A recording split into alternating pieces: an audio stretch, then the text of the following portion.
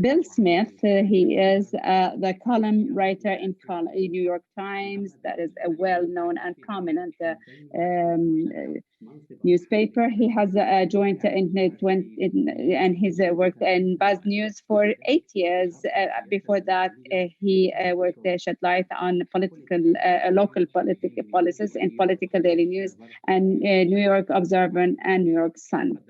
Bill, the floor is yours, and you also have 3 minutes. Ben, please go ahead and unmute.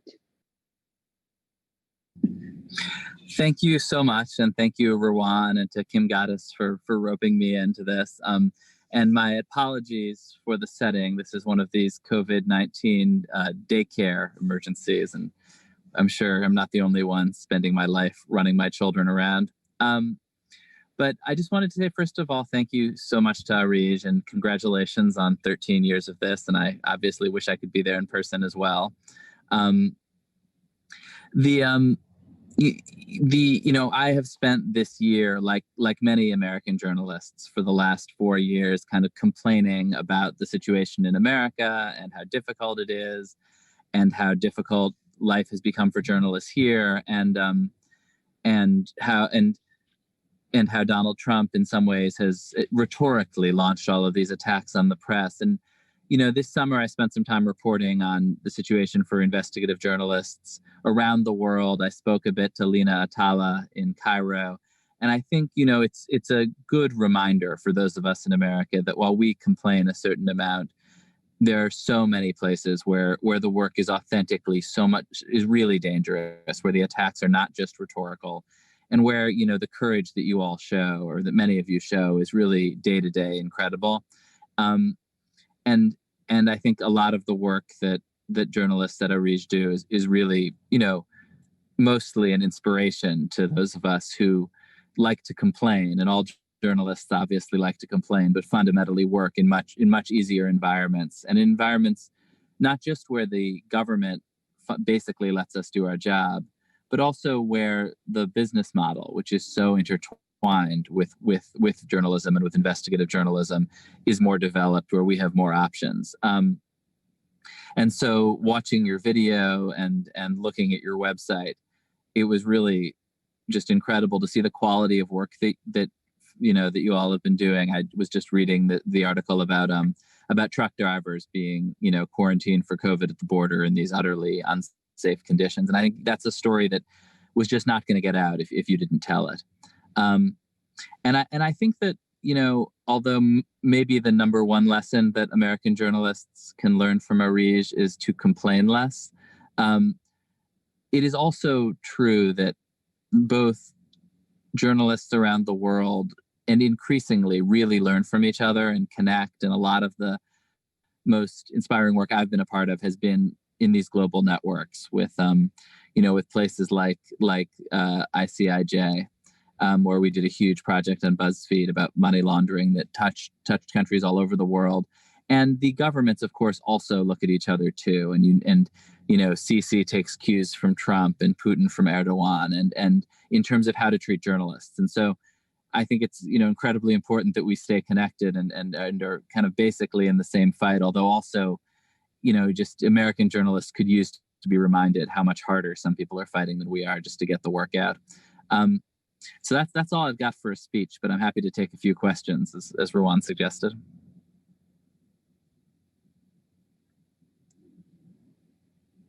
طيب بن مع أنك Ben, although you're in your car, you're locked in your car, but we are going to keep you for 7-8 more minutes to give you the questions. The first question is about what the context that you've delivered in your presentations. What are the challenges that have faced investigative journalism in New York Times, for instance? Despite, and especially now that internet and social media is filled with fake news, so how you have faced or encountered Trump's speeches? I mean, I think in some ways for investigative journalists in the United States, this really has been kind of a golden age. Trump has been this just huge target for investigations because both he lies constantly, he hides things, but he's not that good at hiding them. And he's surrounded by people who are disloyal and who ultimately will talk to journalists. And so, I mean, I think the biggest target that the New York Times set to get out, which I was not involved in, was his tax returns. And, they've worked for years. One of these stories where you decide you want to get a document, it feels impossible to get this document, and you just work, and eventually they got it. And it was really an incredible and kind of revelatory story. And I think one of the few things that kind of kept Donald Trump connected to the earth and to reality was this steady stream of investigative journalism that really told the real story of his presidency while he was telling this other fictional story.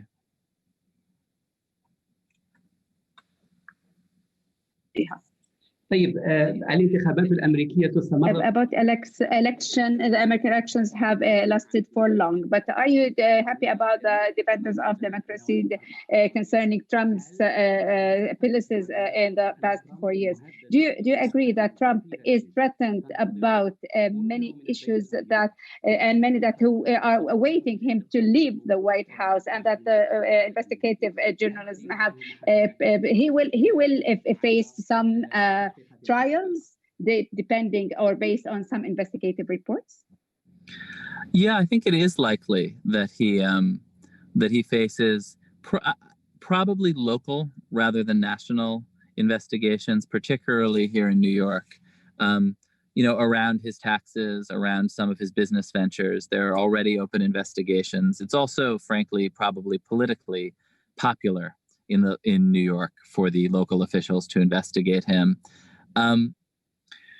Although it is also worth saying that there was also some pretty bad journalism in the United States that accused Trump of all sorts of crazy things, of being a Russian agent, and that was never proven, and that was not,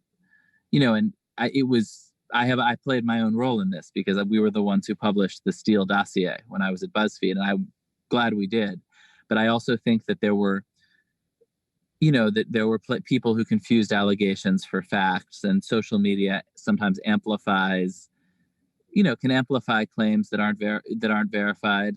It's been a very complicated moment, and I think that there's been great journalism in the Trump era, and there's also been terrible journalism, both on the right and on the left, that made people think that there were some of these vast conspiracies when sometimes it was just a bunch of idiots. Okay, so what about the political files that Trump all during his presidency tried to hide and not even try to get to them, and he contradicted even the investigates of CIA or others. Therefore, and now, how do you expect that Biden's administration would handle files like, for instance, the assassination of Jamal Khashoggi, for instance? I think that one thing is that the Trump administration tried to conceal a lot of things, but we're basically terrible at keeping secrets. It is possible that there are more secrets. I'm sure there are. The call is in particular, there's a classified call with Mohammed bin Sultan that many people would like to know what was on it. They do seem to have managed to keep that one secret. But this has also been the leakiest administration that we have ever covered. And the assassination in spite of Trump. I think that Biden will be inclined, certainly, to put out more of this information, particularly where it is embarrassing to Trump, as I think a lot of it is. The question that I think a lot of us have, and I don't really know the answer, is, were there secrets that didn't leak? Or were these guys just leaking everything because it was so disloyal and so chaotic in that White House? Are there what are the remaining secrets, and how many of them are there? I think we will all be chasing that. طيب سؤال من محمد. Another question from Muhammad Al-Maghni. He asks you, what is your way, in brief, please, in obtaining these confidential files or information? I mean, I'm just a media columnist, right? So I don't want to pose as the leading New York Times investigative reporter, but I mean the main, and we also have the two ways I think that major revelations have come out of the Trump administration have been, one, we have a freedom of information law that is okay. When I was at BuzzFeed, we were very aggressive, and there's a reporter named Jason Leopold who's incredibly aggressive and smart and sophisticated about the freedom of information law. He files many of these things every week and follows up. And in particular, we filed a lawsuit against Robert Mueller in the Justice Department in order to get more of the Mueller report, and ultimately won that and have been getting more and more of the details of the Russia investigation. And so I think there are these pretty effective ways that if you are very persistent in the United States, you can get these documents. And then the other is, just that the Trump administration just leaks like a sieve, like I've never seen. And I think particularly now, when everyone is sort of trying to save themselves, there's an enormous amount of opportunity to get material. And I bet that's true in like every embassy in the region, as it is in the White House.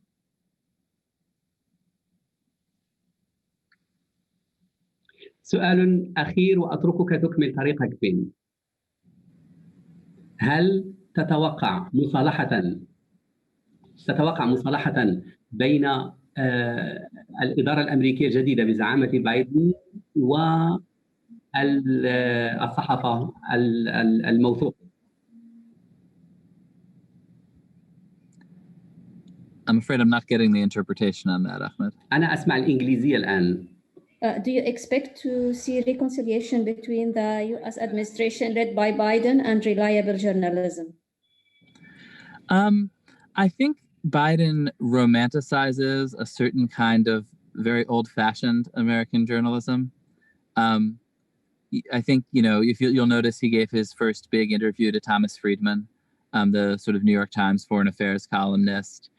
There's a writer named John Meacham who he really likes, who writes these sort of positive histories of the United States. But I think, I think Biden will in some ways restore this kind of establishment Washington journalism, a lot of them kind of older men of his generation who he knows and talks to. I don't think he's particularly interested in social media or that, and I think he learned from Trump also that that you can ignore the press some of the time. And I think, I'm not really that optimistic. I think that they, in some ways, will, learn the worst lessons from Obama and the worst lessons from Trump, and will be able to kind of keep us at a distance. And then when there's an investigation that says that Biden's administration was doing something bad, they will say, okay, whatever, Trump did 10 times worse. And so actually, I think it's going to be a challenge. Ben Smith, شكرا جزيلا. Thank you, Ben Smith, and I wish you a happy day. Shukran. Thank you so much for having me.